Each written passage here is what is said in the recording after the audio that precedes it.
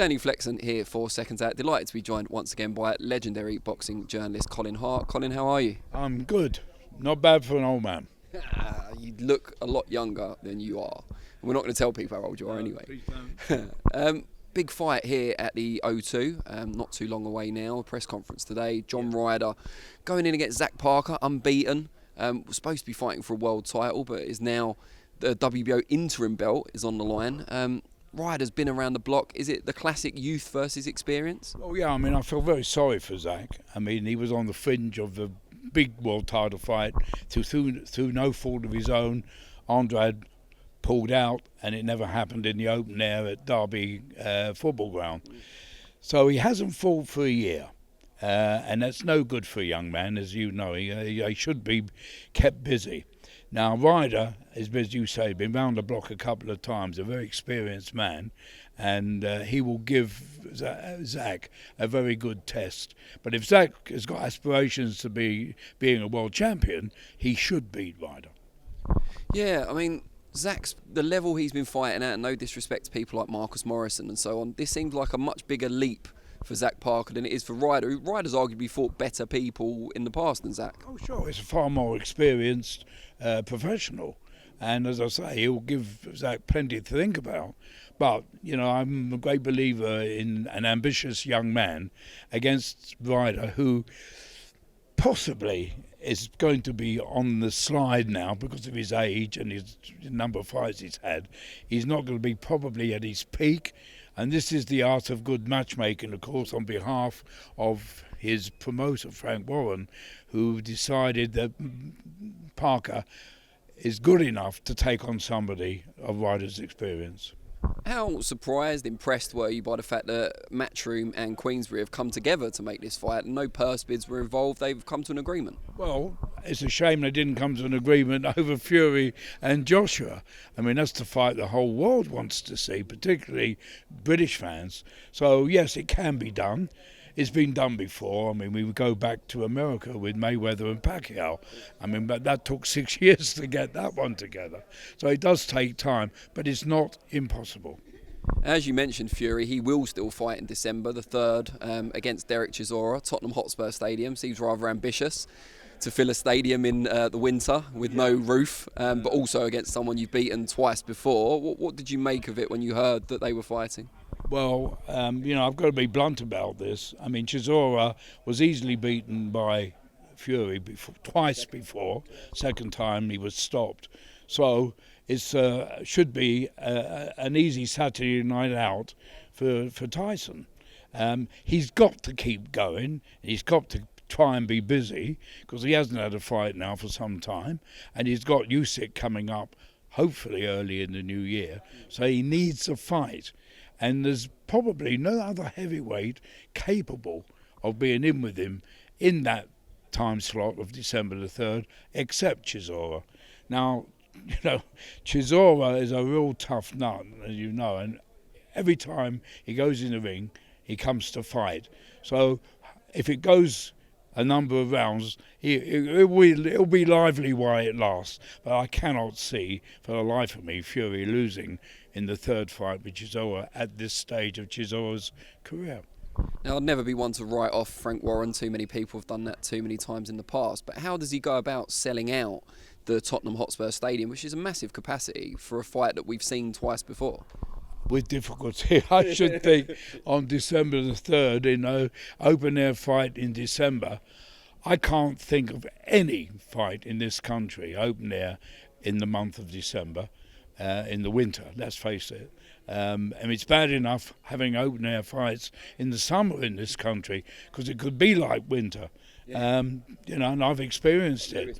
Lewis Bruno was nothing compared when Tyson fought in Hampden Park in Glasgow in mid-June, midsummer. We froze. So yes, it's a very ambitious promotion, you know, when you're trying to sell that to the public. But Fury is such a character that people maybe would go and see him if he was to fight me. Is that you offering to fill in for Dereck? No. If I was 10 years younger, maybe, but not now. We'll bear that in mind. Anthony Joshua, we talked about him not fighting Fury. It now seems like he's going to sit out the rest of this year, come back early next year. What sort of path would you like to see him take? People have talked about maybe a rematch with Dillian Whyte.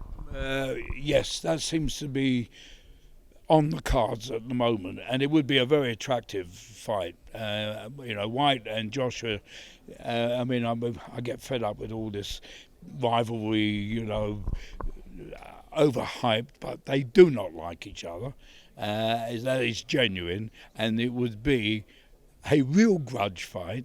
And of course, Whyte would be itching to get Joshua back in the ring, because let's face it, he nearly knocked him out in the first fight. So it would be very competitive, and if Joshua can't beat Whyte, then that will be the end of his career. With that in mind, that kind of contrived animosity that you referenced there, can you tell us from all your experience in boxing some of the rivalries that stand out where the boxers have had genuine antipathy for each other? Well, at the time, Benn and Eubank, was a bit of a crowd. They didn't like each other either. But as you know, after their careers are over, they become friends. There have been many, many occasions of so-called grudge matches that weren't really grudge matches, that were just built up to sell. Most fighters have great respect for each other, and these so-called grudge matches like Hayes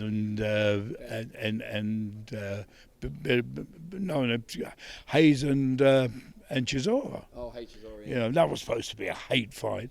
But, at the end of it, they're cuddling each other. Whoever wins or loses, it just shows you how much hate there is between them. None. What about Cooper Bugner? Was there a genuine dislike there? No.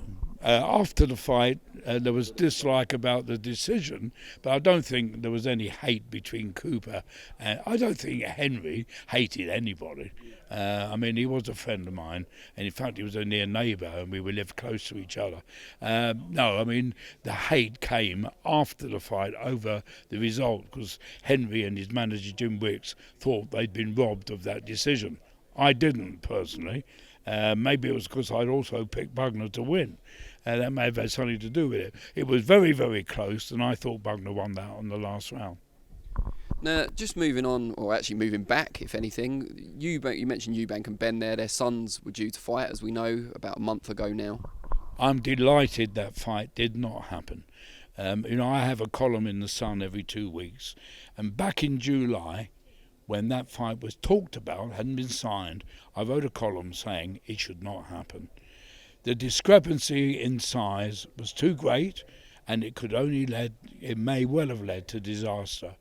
Eubank Jr.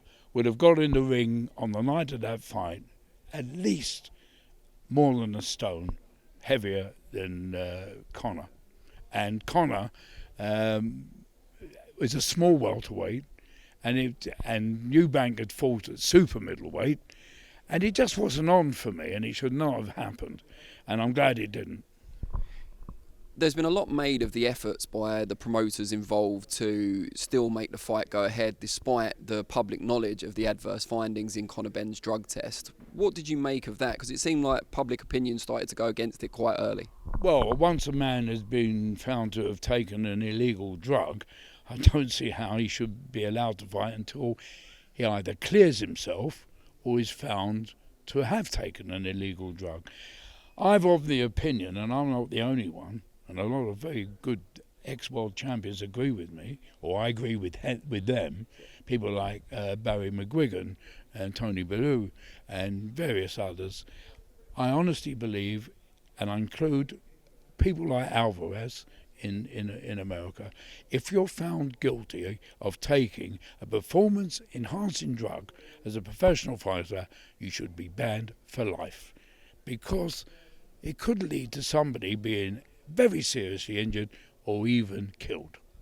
What would you consider an acceptable reason from Conor Benn, because he says he wants to clear his name? What would you consider an acceptable reason for that finding on the test? Well, I don't know the outcome of the test. Nobody knows yet. But it could be ingested by eating food. It has been known, I think, that particular drug can be found in eggs. Okay. Now, if you're eating, omelettes every day, it might be a very small amount. but it could have been traceable. We've got to keep an open mind on it until the findings are known. What do you think we need to do in the UK specifically about doping generally? Because I think there was a problem with VADA not being recognised by the board, and they did the tests, and there seems to be a lot of confusion. Well, when you've got two bodies testing, there's bound to be confusion. Unfortunately, boxing has not got a unified administration looking in after the sport.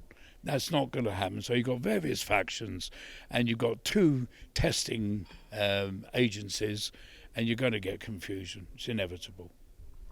And just to end on a brighter note, we've obviously got these two great super middleweights going at it at the O2, as we can see behind us. What's your prediction for that fight? Well, as I say, I go with the young, ambitious young man, Zach Parker. I think he'll have to go the distance, but I think his youth, speed, ambition will see him through. Brilliant. Colin Hart, it's a pleasure.